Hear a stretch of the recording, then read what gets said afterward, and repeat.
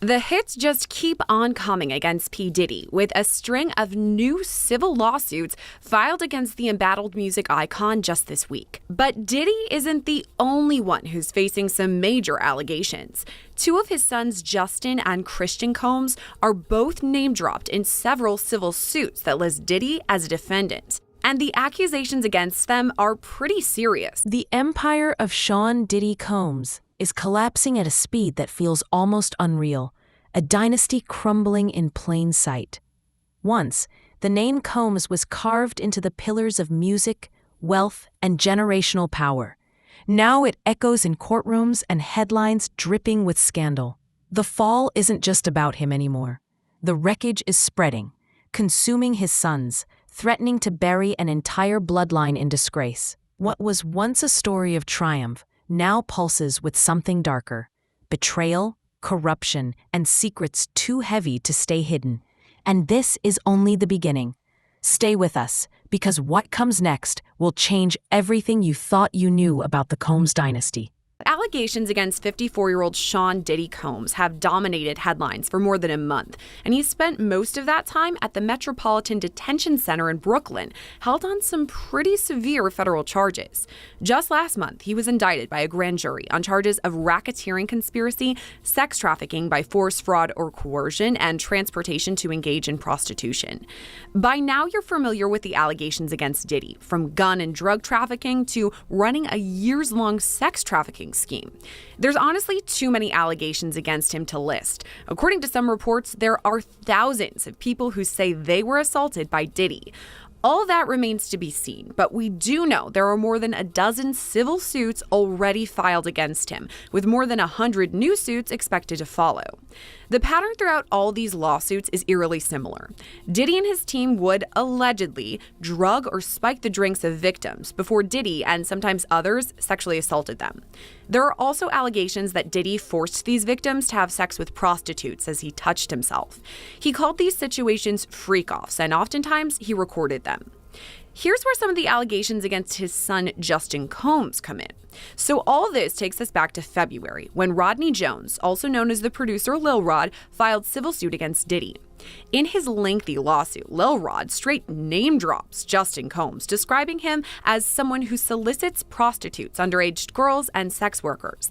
There's actually a picture of Justin Combs with an allegedly underage girl shown in the lawsuit. Now, in this specific instance, Lil Rod alleges at least one underage girl came to Diddy's home for a listening party. A sex worker was also apparently solicited, and a freak-off ensued. As an aside, this is the same night that Lil Rod alleges Diddy forced him to take a laced shot. He started to feel lightheaded and then woke up at 4 o'clock in the morning, naked next to a sex worker. It's important to note Justin Combs is listed as a defendant on this case because, according to Lil Rod, he facilitated Diddy's alleged RICO accusations against Justin Combs too for his involvement in an alleged shooting cover-up. According to court documents, it happened on September 12, 2022, outside Diddy's Chalice Studios. Lil Rod says Diddy, his son Justin, and Justin's friend who went by G were all there when things got heated. Lil Rod says he heard multiple gunshots ring out and later found G on the bathroom floor in the fetal position. Lil Rod says he was bleeding out of his hip and leg area. Lil Rod says he was applying pressure to G's wounds and then asked the crowd to call an ambulance. At that point, both Diddy and Justin Combs disappeared to another part of the studio. Diddy then gave strict instructions to inform the police that he had nothing to do with the shooting. He also forced Mr. Jones to lie to the police by telling them that G was shot standing outside the studio by a drive-by assailant. Behind closed doors, executives whisper of sleepless nights, watching as headline after headline detonates like bombs across the industry. This isn't a slow unraveling, it's a spectacular implosion, an empire burning in real time. What began as quiet rumors about Diddy's private life has erupted into raids, lawsuits, and testimonies so explosive they've shattered Hollywood's silence. Every luxury gate that once shielded his secrets is now wide open, spilling horrors into the public eye. And at the center of the firestorm, his sons, Justin, Christian, Quincy, no longer seen as innocent heirs, but as shadow players in a conspiracy that could shatter everything. Their roles? Alleged witnesses, participants, even cover-up artists. The countdown has begun, and the spotlight is merciless. A specific allegation involves Diddy's son Justin, but another allegation and entirely separate civil lawsuit involves his other son, Christian, or King Combs. Grace Omar Kay alleges that Christian Combs sexually assaulted her on a yacht in December 2022, and she says it was facilitated by Diddy. Diddy had rented the yacht around Christmas time, and Omar Kay says it was a revolving door of high-profile celebrities and sex workers who were often passed out on the ship's deck. The lawsuit says there were liquor bottles all over, and it was difficult to distinguish which ones were laced with drugs. Omar Kay alleges that on December 28, 2022, while working as a yacht deckhand, she was sexually assaulted by a heavily intoxicated Christian Combs, who physically assaulted her and allegedly forced her to perform oral sex on him. Since these suits were filed, both Justin and Christian Combs were seen in federal court at their father's appearance just last week. But could they too face charges? Here's where we bring in former federal prosecutor Nima Rahmani. So, talking about P. Diddy, I know we're talking about the crazy amount of allegations against him that are pretty shocking just unto themselves. But then there's also two of his children whose names have come up a bit throughout some of these civil lawsuits. We've seen headlines, both Justin and Christian Combs. Just to start right off the bat, what are you thinking about that, the inclusion of both of Diddy's sons and the accusations against those two? I think that if we're talking about additional charges and additional defendants, those are probably two of the more likely. And Christian, of course, was the subject of a civil lawsuit where there was a sexual assault allegation naming him directly. So I think if we're going to cast a bit of a wider net, people are talking about family members, other celebrities, maybe some employees like Christian Afora, but I think the most likely would be those two sons. Why do you think it's the most likely about those two? Just because of the recordings, the allegations against him? What are you thinking? I think so. I think obviously they're just civil allegations and those cases are going to be put on hold while the criminal case plays out. But, there is some smoke there. And obviously, there's a presumption of innocence and there's a lower standard in a civil case. But you have someone who's been named directly as someone who participated in a sexual assault, and everything else has been rumors and speculation. But here you at least have one verified complaint. And what's interesting about this situation? It's the sexual assault civil allegation filed by Grace Omar Kay. This is against Christian Combs, as you're referring to it. And Diddy is a co-defendant in this case because she says he facilitated it. It was on a yacht that Diddy had rented. But it was Christian, the one who allegedly sexually assaulted her. So how does all of that relate? The fact that we have Diddy, who's also part of this, but it's mostly on Christian in this instance? Yeah, in this particular instance, like you said, it did take place on a yacht. She was someone who was working at the time, and Little Rod was there apparently, and obviously he's a plaintiff in a civil lawsuit himself. But whenever you are a plaintiff in a civil case, you obviously want to go after someone with the ability to pay. That's what we call a deep pocket. So even though Diddy might not have personally participated in this alleged incident, you really want to wrap him in as a co-defendant because obviously his ability to pay any judgment is going to be very different than Christian or Justin or any of the other of his 7 children. Do you think that Grace Omar Kay, the plaintiff in this... Whispers of wild parties and reckless indulgence have turned into something far more sinister.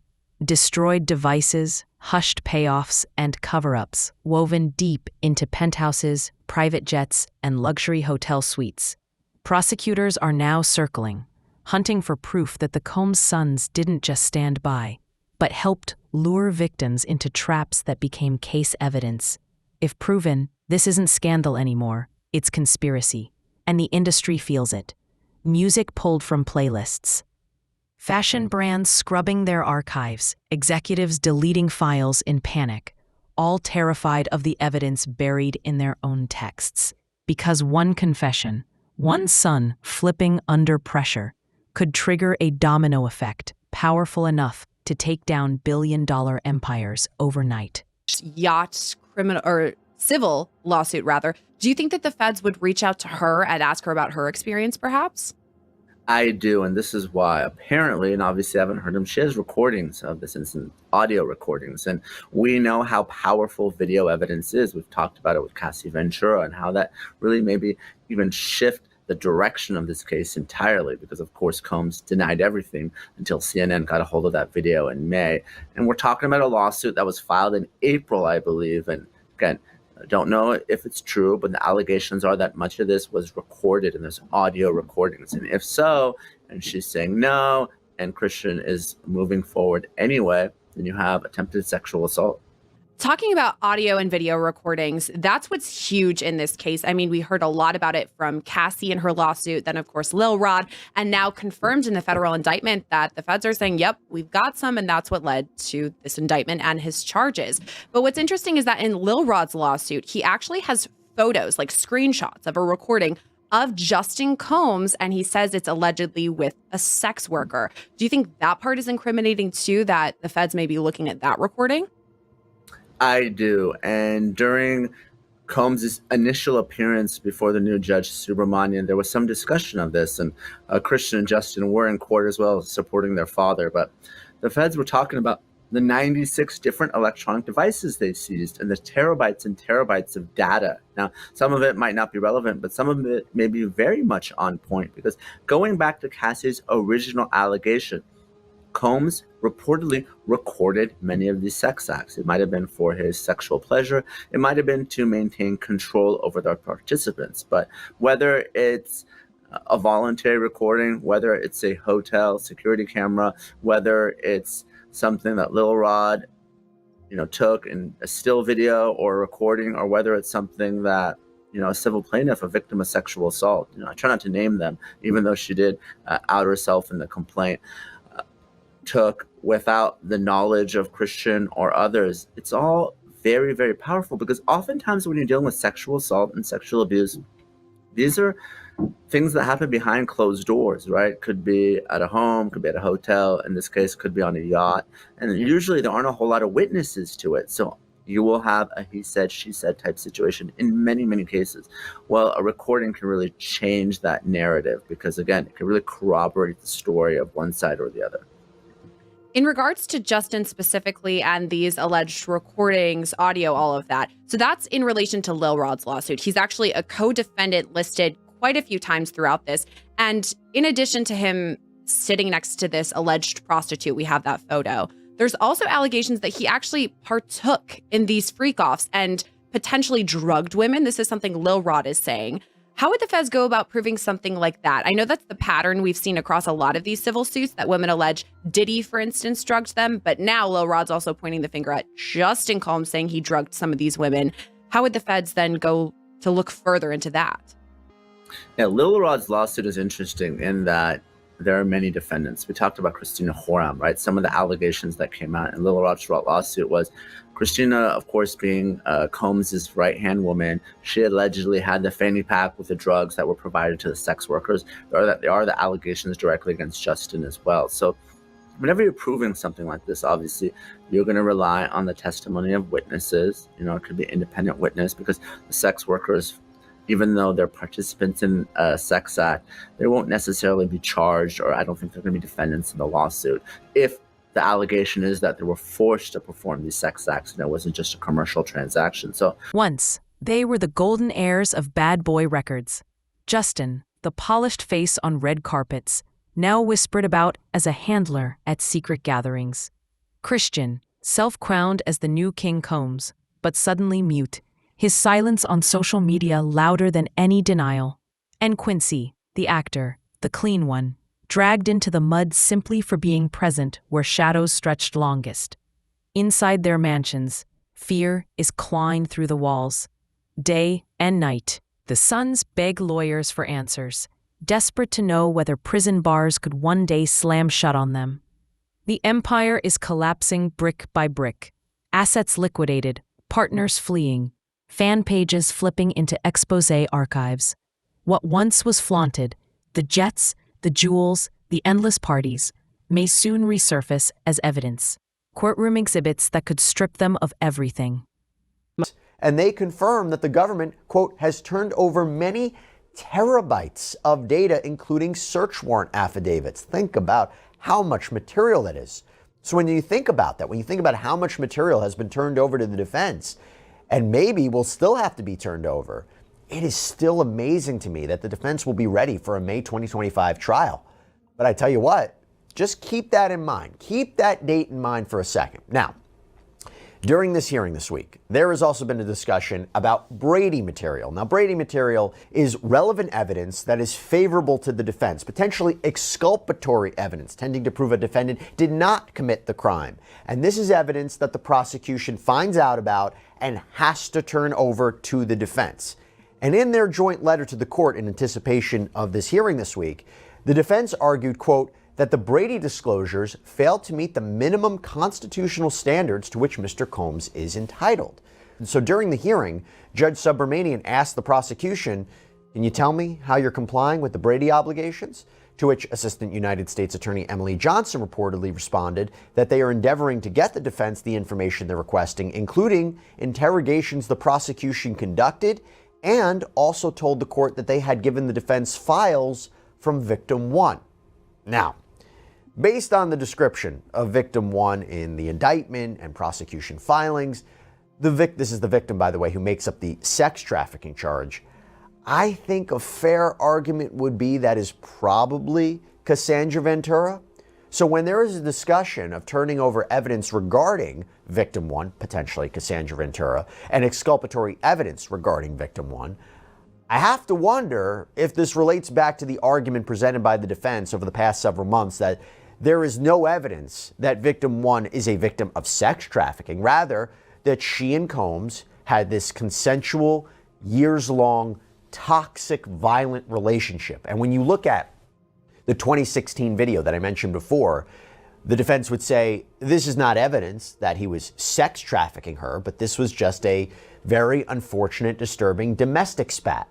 Now, the prosecutors have asserted that there was a sex worker in that hotel room that she was allegedly escaping from, and so this is a prime example of sex trafficking. But going back to what this exculpatory information might be regarding victim one, Combs' lawyer, Mark Agnifilo, seemed to confirm that in this hearing, this might be what's going on, because he apparently said to the judge, if what happened in Mr. Combs' bedroom was found to be entirely personal, we'd view that as subject to Brady.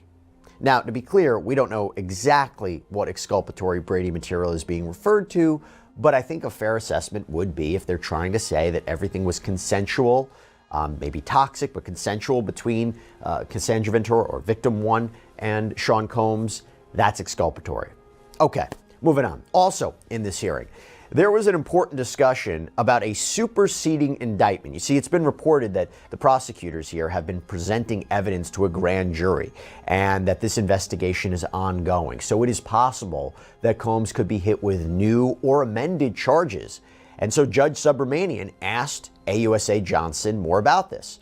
The judge asked, what can you tell me about your ongoing investigation and any superseding indictment? Now, AUSA Johnson reportedly replied, I can't say much. We're mindful of the trial date, and any additional charges will have little discovery information? Huh. What does that mean? Does it seem to suggest that if we bring charges, it wouldn't make a major change in the case? Maybe suggesting it wouldn't necessarily require a change in the trial date? So is it possible that means Those glittering flexes of wealth may now become their downfall. Each video and photo transformed into weapons for prosecutors who claim the empire thrived on silence, payoffs, and erasure.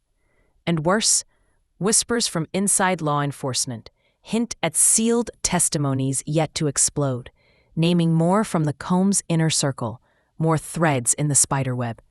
Again and again, the sons' names surface, not as bystanders, but as men who knew and chose to maintain the machine. Hollywood, once their playground, is now their battlefield. Stadium deals canceled, endorsements erased, networks cutting ties overnight. Their empire's fingerprints are being scrubbed from culture in real time. And inside the mansion walls, rage and fear. Insiders say Diddy screams at his sons, furious at their carelessness, while lawyers warn them to consider legal separation, maybe even betrayal, just to survive. During a specific period of time, do we know that Sean Combs was there? Do we actually know that he was present in LA? These things aren't difficult to find out, but it's those baby steps to trying to build the foundation of a lawsuit to see what's realistic that really matter in a case like this. And as you so correctly said, we want victims of domestic violence, of sexual violence, and so on and so forth to actually be compensated accordingly.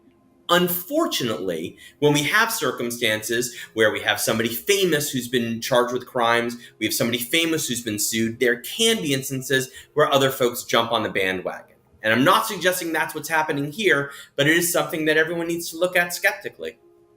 Right, absolutely. If you were to bring a lawsuit against someone like Justin Combs, or any of these, and even the cases involving his dad, and you're bringing a civil suit, what facts do you need to have? I mean, certainly if you have a victim who says that this happened and they're ready to, they're able to provide some corroborating evidence that something happened, what do you actually need to be able to go to the courthouse and say, I'm filing a lawsuit against this person? I think that you need to have somebody who's willing to state under oath that this is what happened to me, that this is what I'm alleging, these are my damages, this is how it's impacted me. And as an attorney, again, I would want to make sure, especially in a lawsuit like this, where it involves a high-profile person, but quite frankly, in any lawsuit, that there is some corroborating information out there so that my lawsuit isn't tossed out of court pretty quickly. And reading through this complaint, it mentions several other lawsuits. You have the lawsuit from Rodney Jones, who's known as Little Rod, and Sean Combs is facing that lawsuit, and his son was named in it, but has since been dropped. What do you make about it having all these other different cases and elements brought in? What is the attorney here trying to prove? Well, it almost appears as if the attorney is saying, where there's smoke, there's fire. So here are all these other lawsuits, and I've reviewed the complaint, and they talk about them in some detail. They don't just list them. They say, this happened on this date, and this person sued Sean Combs here, and this person sued Sean Combs here for this set of facts and circumstances. And they're essentially trying to say, because there's all these other lawsuits, you should give this one a stamp of approval, because again, where there's smoke, there's fire. Tony Busby, his law firm is bringing this. He has been, in the civil world, a very, very prominent name. For those who don't know him, and you work in criminal defense, what do you know about Tony Busby? Knowing that it's his law firm bringing this, what does that tell you? I don't think that the Busby law firm is taking these allegations lightly. I believe they have the resources to do their own investigations prior to actually filing these suits. So this isn't... Now, money itself is vanishing, frozen, seized, sued from every direction, as victims step forward one after another. This isn't just the fall of one man. It's the disintegration of a cultural dynasty that reigned for nearly 30 years. Assistants are chasing immunity deals, bodyguards are suddenly the most sought-after witnesses, and prosecutors are reportedly digging up recordings of the sons mocking victims, bragging about payouts, convinced they were untouchable. That arrogance is now tightening like a noose. Friends flip into informants, associates cut deals. Loyalty crumbles. Even veterans of the industry, once certain it would all blow over, are now erasing names from credits and praying their fingerprints don't resurface on evidence. Prosecutors are going back a decade, even more, building a timeline as corruption. Not a rumor, not a scandal, but a potential criminal saga that could destroy generations. Combs' lawyer, Mark Agnifilo, he asked during this hearing that the racketeering charge, he said, is very vague, and that the prosecution, what they're alleging with multiple acts of arson and kidnapping, but he said it wasn't clear what events they're referring to. And he even suggested we anticipate a motion for a bill of particulars coming to the court. Now, a bill of particulars is when a defendant says to the government, look, I need some more clarity on my charges. Itemize it out for me. I need more details of each charge so I can properly understand the case and defend against it. And it's a way for a defendant to avoid being surprised at trial. And by the way, Combs' defense has asked for this before at another point in this case, including wanting to know the names of the victims in this case. So we'll see if they get a little bit more clarity or ask for more clarity about what the charges are. By the way, when Agnifilo talks about arson and kidnapping, in one of the government's first letters to the court at the very beginning of this case in September, they kind of explain what this is. They write, In the early morning hours of December 22, 2011, the defendant and a co-conspirator kidnapped an individual at gunpoint to facilitate breaking into and entering the residence of another individual one. Multiple witnesses would testify at trial to the events surrounding the kidnapping and break-in, the latter of which is corroborated by police reports and other records. Approximately 2 weeks later, the defendant's co-conspirators set fire to individual one's vehicle by slicing open the car's convertible top and dropping a Molotov cocktail inside the interior. Police and fire department reports extensively document the arson and conclude that the fire was intentionally set. Multiple witnesses would also testify to the defendant bragging about his role in destroying individual one's car. And we believe this is actually in reference to rapper Kid Cudi, because this description is almost identical to what has been alleged in another lawsuit against Sean Combs. I believe it was the Cassandra Ventura lawsuit, where she said that Combs took this revenge out on the rapper because of him being romantically linked to her. All right, so moving on, the judge concluded the hearing by scheduling the next hearing for March 17th, meaning we may not see or hear from Sean Combs for quite some time as he sits behind bars in the MDC. Now, to be fair, we haven't really seen him with our own eyes. There's been courtroom sketches, but I will tell you this, talking about seeing and hearing from Sean Combs, Long Crime's very own Elizabeth Milner was inside that courtroom for this hearing, and she relayed to us how Combs looked. So when Diddy came inside, it was still that standard issued MDC jumpsuit. He's wearing khaki.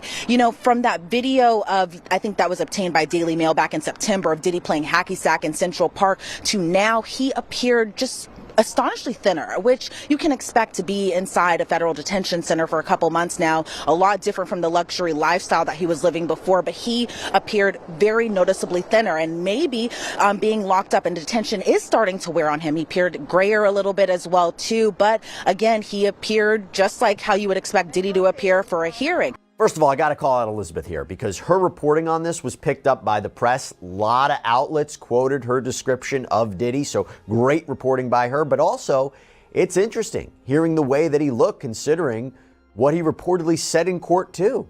According to ABC, Combs reportedly said to those in the court, "Happy holidays, y'all." He was also apparently polite to the judge, asking, "Good afternoon, how are you doing today?"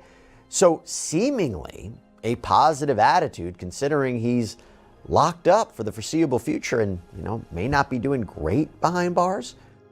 And now, the unthinkable, a dynasty on the brink of public execution. Courtrooms, depositions, leaked footage.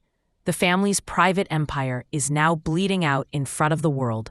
The sons, once promised billions, now face the possibility of indictments.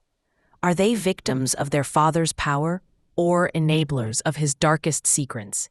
The internet has become a battlefield, some demanding the empire burn to ash, others praying the heirs can escape what's coming. But every new leak cuts deeper, leaving little doubt. This is no longer a question of if, it's a matter of when. The dynasty once worshipped for its empire of music, fashion, and power is unraveling before our eyes. A violent reminder that everything done in the dark eventually comes into the light. And now, with the spotlight blazing hotter than ever, the Combs legacy isn't just crumbling, it's combusting.